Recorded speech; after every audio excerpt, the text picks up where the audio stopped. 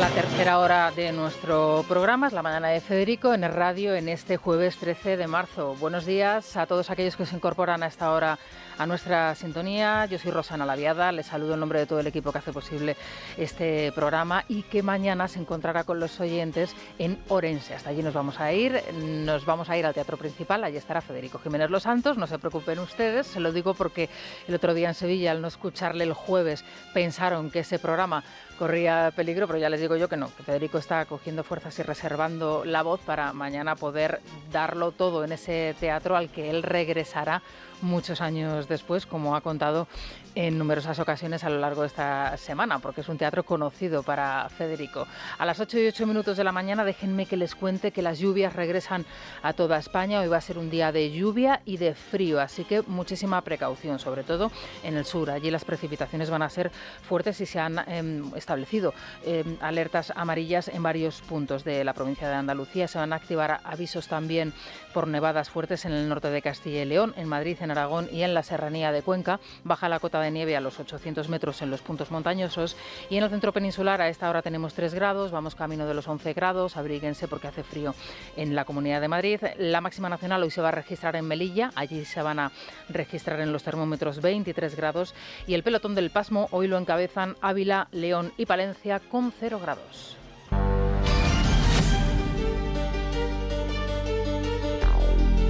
En el día de hoy acabo de comunicar al jefe del Estado la celebración mañana de un Consejo de Ministros extraordinario para decretar el estado de alarma en todo nuestro país, en toda España. Esto sucedía hace exactamente 5 años. Este es el instante en el que Pedro Sánchez declara y anuncia el primer estado de alarma que se decretó durante la pandemia. Luego vendría otro y ambos fueron decretados ilegales posteriormente en el Tribunal Constitucional. 5 años después, 130.000 muertos después, con la peor gestión de la pandemia posible a nivel internacional, a nivel mundial, el Gobierno recurre a la televisión pública española, sí, a la televisión suya, a la mía, a la de todos nosotros, a la de todos ustedes, para, con el sufrimiento de todos, hacer de nuevo una política rastrera. Bajo el epígrafe de especial informativo y con el presentador de cabecera para estas ocasiones, Xavier Fortes, estrena un documental que lleva por título 7.291 y que hace alusión, como se pueden ustedes imaginar, a la cifra de fallecidos que el Gobierno dijo que se habían registrado en las residencias en la Comunidad Autónoma de Madrid por el abandono de la Comunidad Autónoma de Madrid y de su presidenta Isabel Díaz Ayuso. Bueno, para empezar, esta cifra es errónea. En las residencias madrileñas no fallecieron 7.291 personas, fallecieron 4.100 personas, de las que fallecieron en estas residencias, que les recuerdo a todos ustedes, estaban gestionadas por un consejero que en este caso era de Ciudadanos, el señor Reyero, y cuyo máximo responsable era Pablo Iglesias Turrión, que como vicepresidente del Gobierno de España era al mismo tiempo el responsable de Asuntos Sociales y de la Agenda 2030 y por tanto las residencias también eran responsabilidades suyas. Bueno, yo les propongo otro título para este documental, ya que solamente se han centrado en los que dicen en el Gobierno fallecieron en las residencias madrileñas. Yo les propongo el título 122.709, que son el resto de personas que fallecieron por la COVID-19 en nuestro país y de las cuales muchas muertes se podrían haber evitado si, por ejemplo, no se hubiese convocado a las mujeres un 8M, si, por ejemplo, el confinamiento se hubiese adelantado una semana, como han demostrado 2 estudiosos, 2 catedráticos de la Universidad de Oviedo. Si una semana se hubiese adelantado el confinamiento, como ya había alertas y como ya había incluso advertencias, no solamente de la OMS, de la Organización Mundial de la Salud, sino también incluso de 3 diputados que en el Congreso a finales del mes de enero ya preguntaron, alertados por la situación que se estaba registrando no solamente en China, sino también en Europa, en concreto en Italia. Si se hubiese adelantado una semana al confinamiento, según el estudio realizado por estos catedráticos de la Universidad de Oviedo, se hubiesen evitado el 20% de los contagios. ¿Se imaginan ustedes la cantidad de muertes que se podrían haber evitado? En cualquier caso, siempre viene bien informarse al respecto. Da la sensación de que el Gobierno sigue empeñado en hacer una campaña en contra de Isabel Díaz Ayuso, dando a entender que se desatendió a los mayores durante la pandemia. Bueno, pues quédense con los siguientes datos, que creo que son interesantes. En marzo, en abril y en mayo del año 20, el Suma 112 realizó 35.800 traslados. El 65% del total de las personas que trasladó el Servicio de Emergencias de Madrid eran mayores de 70 años hacia los hospitales. De ellos, 11.200 procedentes de residencias. Es decir, de los traslados que se realizaron, de esos 35.800, el 65% de las personas eran mayores de 70 años y 11.200 personas procedían de residencias. 1 de cada 4 pacientes atendidos durante la pandemia tenía más de 80 años y 1 de cada 2 más de 70 años. La edad media de ingreso, desgraciadamente, en todos los pacientes COVID en los hospitales de Madrid durante todos esos meses fue de 70 años. Asimismo, cerca de 1.000 pacientes mayores de 70 años ingresaron en la UCI. Es decir, no se desatendió en ningún momento a los mayores, todo lo contrario, se les atendió porque desgraciadamente fueron los más afectados por la pandemia, porque desgraciadamente tenían otras patologías asociadas que hacían que ese virus fuese mucho más virulento. Y hacer 5 años después, de nuevo, una campaña absolutamente despreciable, grotesca, con los fallecidos y con los muertos en las residencias, manipulando primero la cifra y luego contando una historia que no fue real y que se han inventado, es basura, es absoluta basura. Bueno, como se pueden imaginar todos ustedes, la Comunidad de Madrid tiene 5 años después que volver otra vez a explicar lo sucedido, desgraciadamente, y ayer Isabel Díaz Ayuso grabó un mensaje institucional, bueno, pues explicando qué es lo que pasó durante aquellos días en la comunidad autónoma. La Comunidad de Madrid se ha recuperado de uno de los peores trances de su historia y vive un momento de esplendor, alegría y pujanza. En vista, sin embargo, de la manipulación constante, de las campañas de descrédito y de la instrumentalización de la tragedia por parte de algunos que deberían responder por su pésima gestión y de sus medidas inconstitucionales, quisiera recordar algunos hechos. No fue hasta que Madrid se puso al frente y tomó las riendas de la situación que el Gobierno central reaccionó. Durante aquellos días, recordarán, y yo no me olvido, el máximo responsable sanitario, tanto para la actuación como, por ejemplo, para la compra de material que abasteciese a los sanitarios y a todos los ciudadanos españoles para la protección, era Salvador Illa, el ministro de Sanidad del Gobierno de España, que de una manera absolutamente rocambolesca ha conseguido ser, a día de hoy, 5 años después, presidente de la Generalidad de Cataluña, del Gobierno de Cataluña. La persona que tiene en su haber realizado y desarrollado una de las peores gestiones del COVID a nivel mundial, probablemente detrás de Argentina y de Perú, al mismo nivel que Argentina, Perú e Inglaterra. El señor Salvador Illa es hoy el presidente de una comunidad autónoma en nuestro país, que es la de Cataluña, y que precisamente es protagonista, Vanessa Vallecillo, buenos días de nuevo, por otra cuestión, y es por esa última cesión del Gobierno a los independentistas, pero también al propio Salvador Illa. Sí, Marlaska era el encargado de defender el plan en el Congreso, al tiempo que en los medios la ministra de Trabajo, Elma Saiz, pedía a los sindicatos policiales que no fomentaran bulos que solo contribuyen, decía, a criminalizar a los inmigrantes ilegales. Esto cuando en las inmediaciones del Congreso hasta 15 asociaciones se manifestaban por lo que consideran que es el desguace de España a través de las fuerzas y cuerpos de seguridad del Estado. A su encuentro salieron tanto Feijóo como Ortega Smith, pero ningún miembro del Ejecutivo se interesó por sus demandas y por su denuncia, que el Gobierno vulnera las leyes con el único objetivo de mantenerse en el poder. En el interior de la Cámara, Tellado se hacía eco y pedía la dimisión de Marlaska por denigrar, decía, a las fuerzas y cuerpos de seguridad del Estado. El ministro respondía diciendo que la cesión de fronteras a los Mossos es un bulo.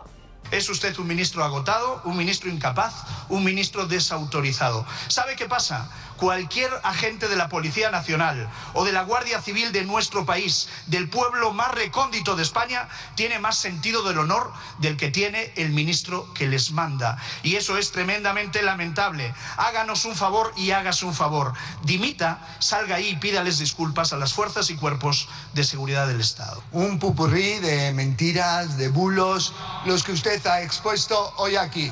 No hay ni cesión del control de fronteras ni de cesión del control de los flujos migratorios irregulares. Y lo vuelvo a ratificar. Bueno, pues le traslado esta misma pregunta al que es a día de hoy el portavoz de Jupol y Jusapol, que es la Asociación Mayoritaria de Policías y de Guardias Civiles, Ivonne Domínguez. Ivonne, ¿qué tal? Muy buenos días.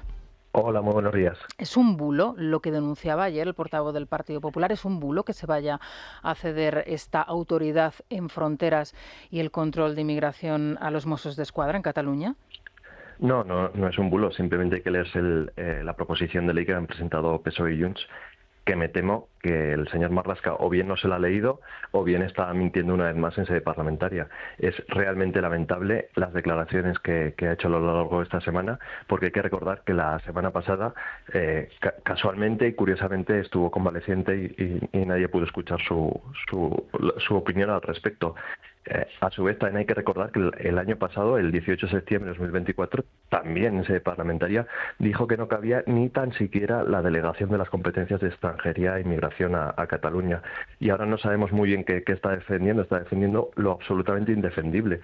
Está defendiendo un pacto que desguaza el Estado y cede competencias exclusivas del Estado a una comunidad autónoma que además no gobierna ni el partido con el que han llegado a ese acuerdo, un acuerdo que han llegado con un prófugo de la justicia en Bruselas.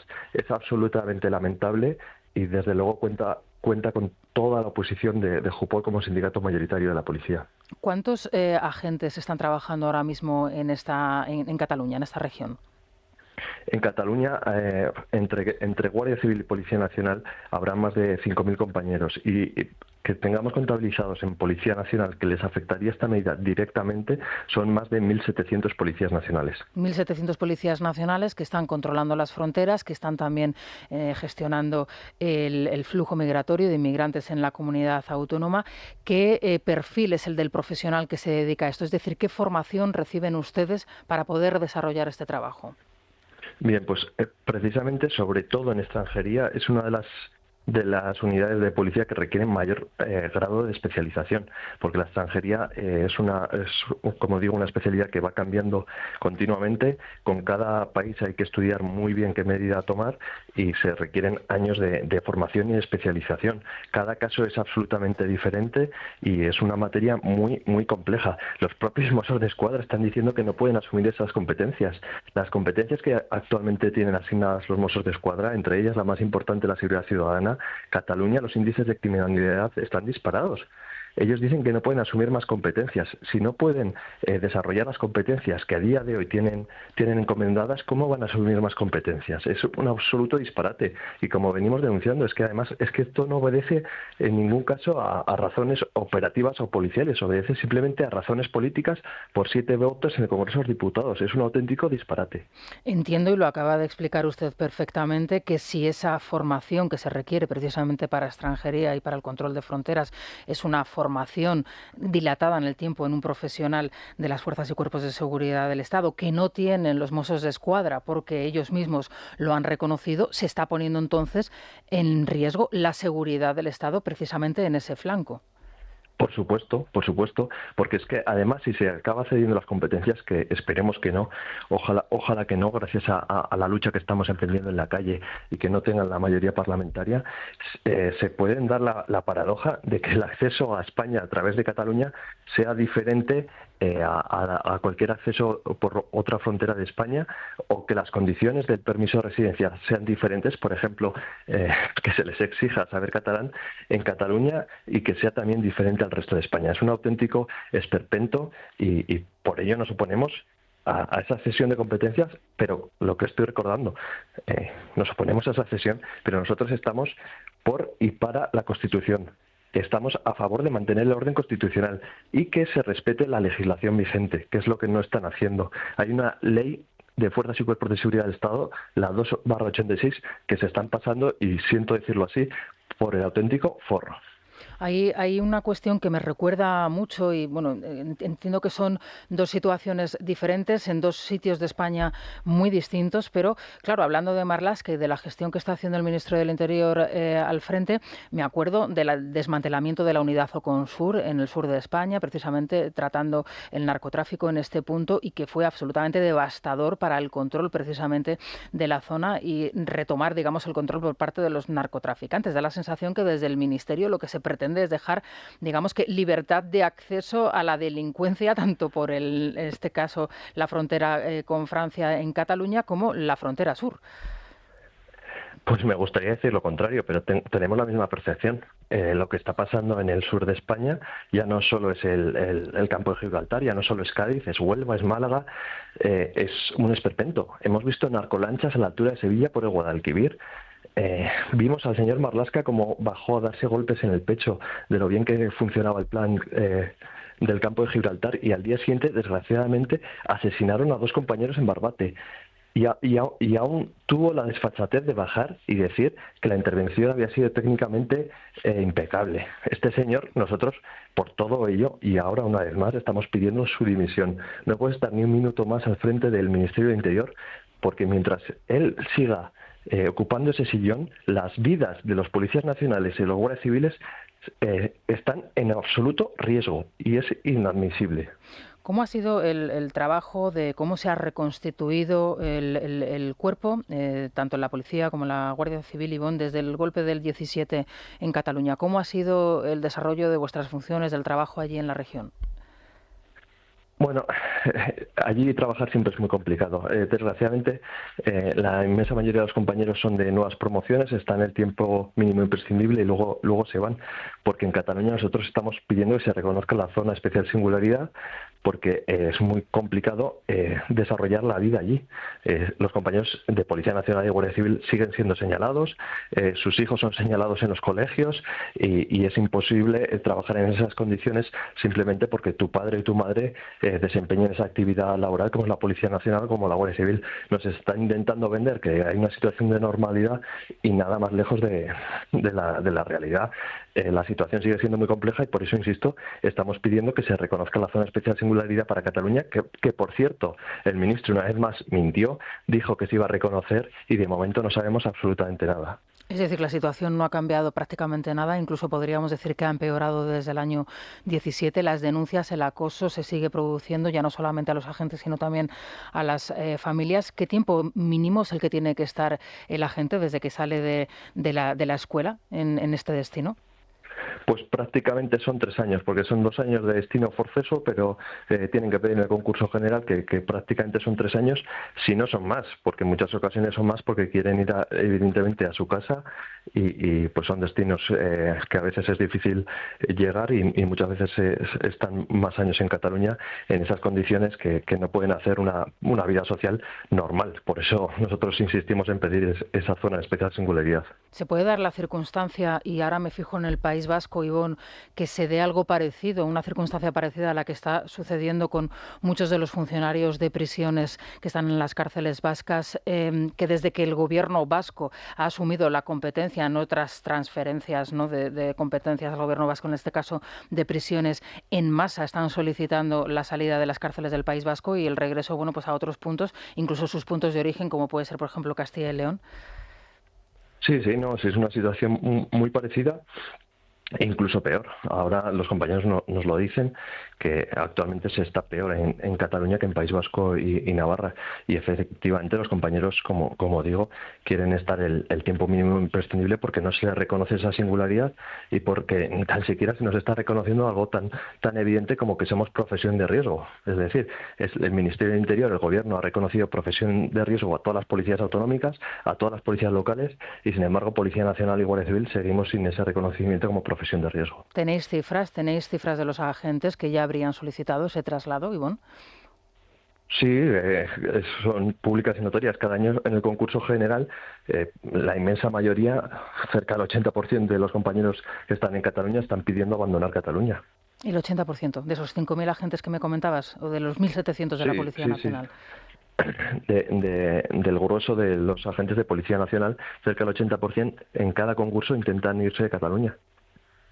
Bueno, pues que es una situación, yo creo que con la cifra lo dice absolutamente todo. Esto es un dato irrefutable que el Ministerio del Interior lo conoce, lógicamente, y no hace, como nos has dicho, absolutamente nada.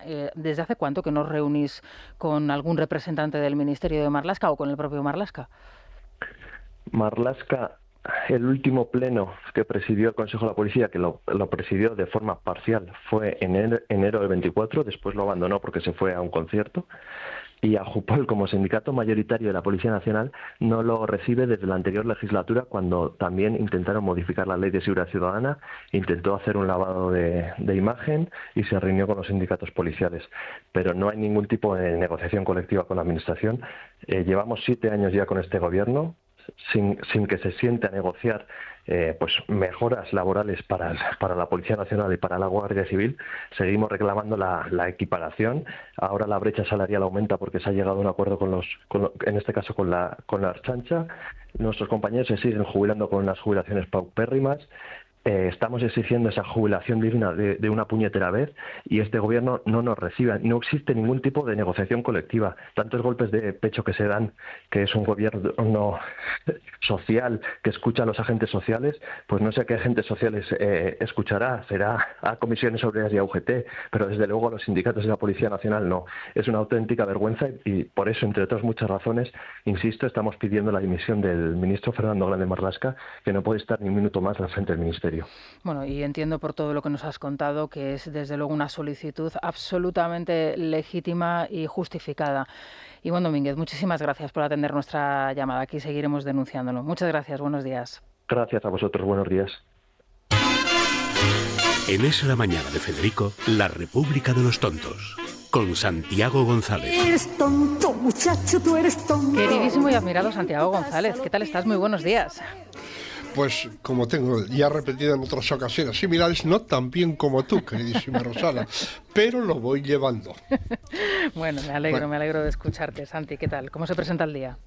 Pues se presenta a tenor con lo que ha venido sucediendo en los últimos días. Ayer, la sesión de control al Gobierno me planteó una duda severa sobre quién es más discapacitado desde el punto de vista intelectual, si la vicepresidenta segunda del Gobierno o la diputada de Podemos y secretaria general del partido, Yone Belarra. Belarra tiene lo suyo, pero ayer tocaba sesión de control al Gobierno y la vicesegunda no quiso quedarse atrás. La diputada popular Esther Muñoz dio un repaso inmenso a la pobre Yolanda, que ofreció un recital de incompetencia dialéctica y una lección práctica de cómo pasarse por sálvase a la parte la lógica que debe informar una sesión de control. Dijo Yolanda que pertenecía al gobierno más feminista. Esther Muñoz, magnífica como suele, advertía que no es lo mismo tener más mujeres en el gobierno que ser más feminista, y le recordaba que han sido el único gobierno que ha sacado a violadores a la calle y que ha contratado prostitutas en empresas públicas, y que mientras esto ocurría, ninguna de las mujeres del Ejecutivo ha dimitido y, al contrario, han blanqueado el machismo de sus compañeros. Yolanda Díaz ha pasado de la interpelación, ha despreciado a la diputada popular y se ha dirigido directamente al presidente del PP. Me voy a dirigir al señor Feijóo, ha dicho, olvidándose de Esther Muñoz y de las preguntas que le había hecho. Eso es muy feminista, ¿eh? Eso te iba a decir. ¿Qué es machismo? Me preguntas, clavando en mi pupila. Y tú me lo preguntas. El machismo eres tú. Bien, Cayetana estuvo a la altura de sí misma en el repaso que le dio al ministro de Asuntos Exteriores. Me divirtió mucho cuando le llamó árbol de Navidad. Sí. Cuenta El País que Pilar Sánchez Acera, la número 2 del PSOE de Madrid, ha declarado ante el Tribunal Supremo que recibió el correo de la pareja de Ayuso de periodistas y que solo lo envió a Juan Lobato. Tienen un problema con el relato. Habíamos sabido por Lobato que ella le envió un pantallazo con el correo del abogado de González Amador la mañana del 14 de marzo a las 8:29 con el fin de que lo empleara contra la presidenta de la Comunidad de Madrid en la Asamblea de Vallecas, y que Lobato, que algún estudio tiene, puso pegas por el carácter presuntamente delictivo de la filtración. Él dijo que necesitaba conocer el origen del documento porque si no, parece que me lo ha dado la Fiscalía. Sánchez Acera respondió que lo tienen los medios y le aseguró que sería publicado antes de que él lo empleara. Pilar Sánchez Acera debe tener una relación extraordinariamente privilegiada con los medios de comunicación. Conoce por ellos datos que no conoce por la Fiscalía, los transmite antes de que los medios los publiquen, tranquiliza a Lobato garantizándole que estarán publicados antes de que él tenga que hacer uso de ellos en la Asamblea madrileña, y finalmente no recuerda qué periodista le pasó la información. Tampoco son tantos los periodistas que cubren la información local. Se conocen todos, en fin. Evidentemente. Son magníficos, extraordinarios, y es el periodista al que le pasa la información a la política en este caso. Verdaderamente y no se acuerda. impresionante. Además habla de algún periodistas de información local, o sea, serían varios. Sí. No sé. Bueno, es que esta pájara miente, y miente como testiga sin tener en cuenta la prudente advertencia de Chus Lampreave en aquella película de Almodóvar. Soy testiga de Jehová, y lo que tenemos las testigas es que no nos dejan mentir. Pero, claro, no va a llegar muy lejos exactamente, hasta el momento en que Google y WhatsApp desvelen el contenido del móvil del fiscal general y nos enteremos de los mensajes que se cruzó con Pilar Sánchez Acera, con Bolaños y toda la recua. Bueno, y no te olvides del jefe, no te olvides de Óscar López, Evidentemente. De poco le va a valer haber cambiado de móvil y borrado los mensajes, porque los tendrá todos la UCO. El exjefe de gabinete de Pedro Sánchez ha declarado también que no recibió órdenes de Moncloa para hacer llegar el correo a Juan Lobato.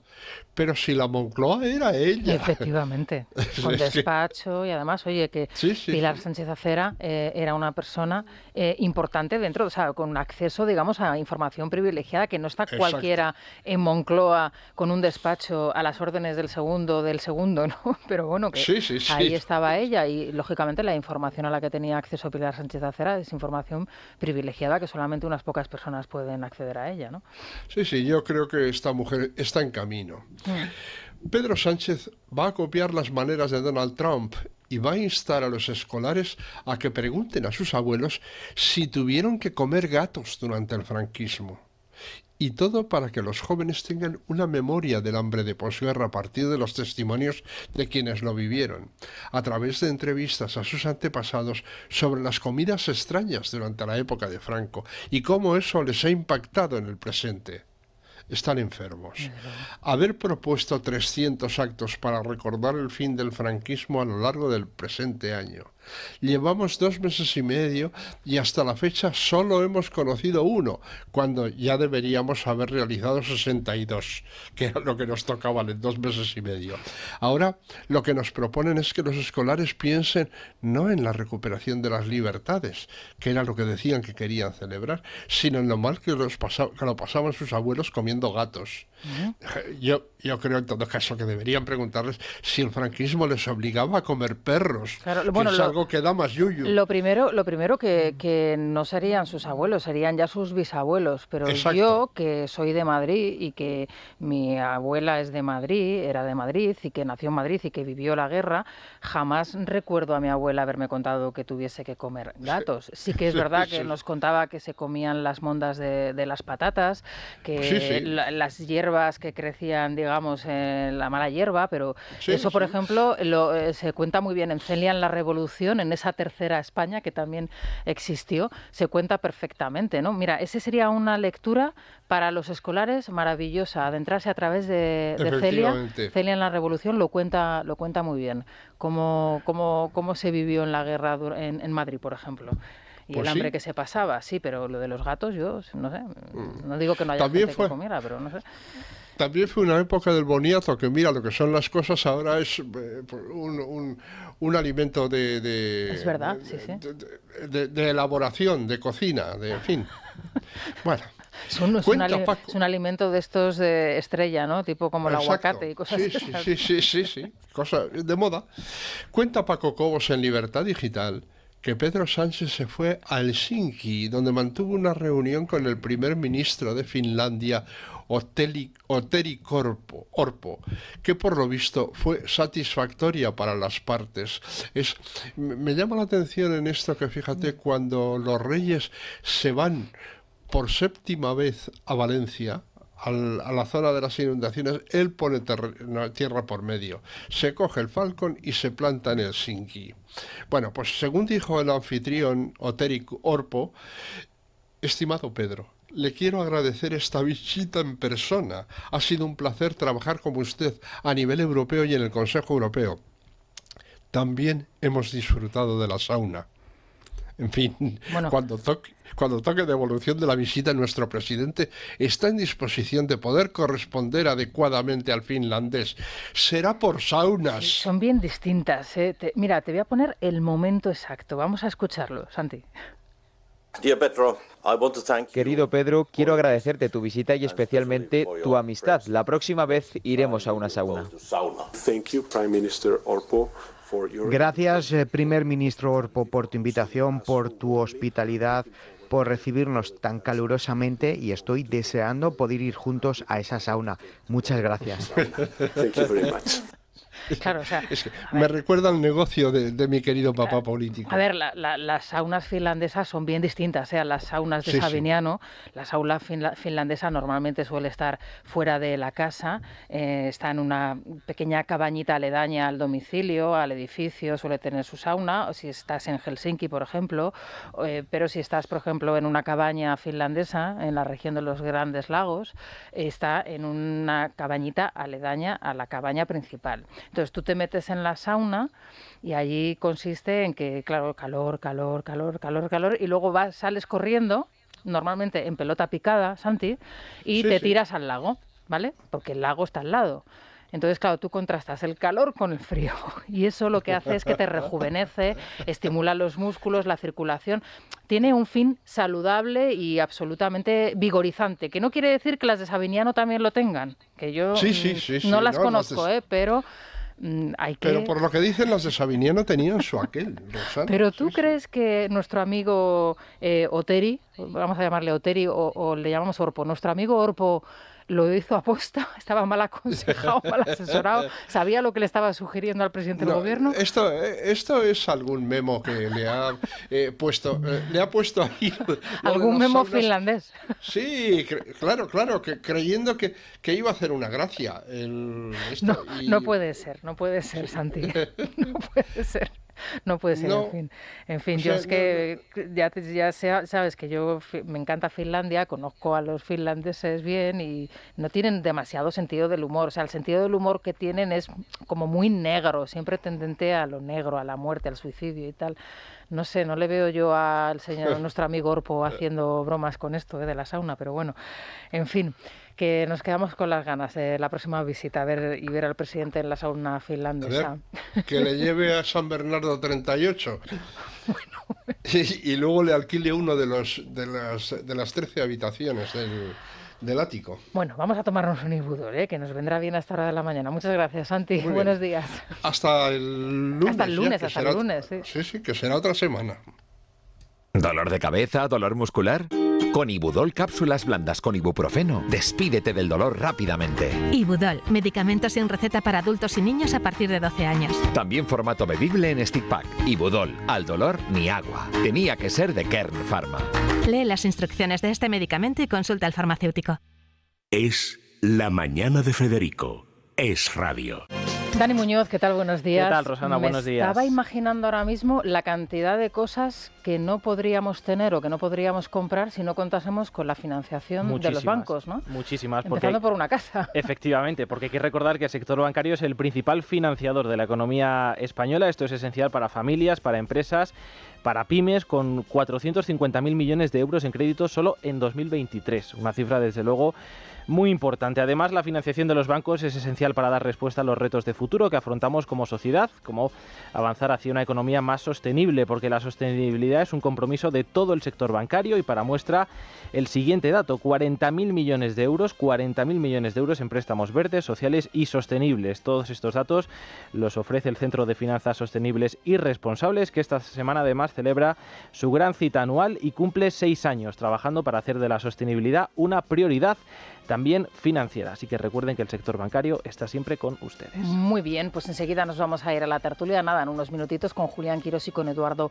Inda. Ayer, Dani, sé que comentasteis la portada del diario ABC, ese editorial también pidiendo la dimisión de Carlos Mazón. Es verdad que no es el primer periódico que lo hace, ni la primera persona que lo solicita, ni tampoco el primer comunicador que lo hace, pero realmente es, digamos, importante por, lógicamente, la trayectoria del diario, la fuerza que tenía esa portada y también, lógicamente, la fuerza que tenía ese editorial. Hoy vamos a recibir a su director, a Julián.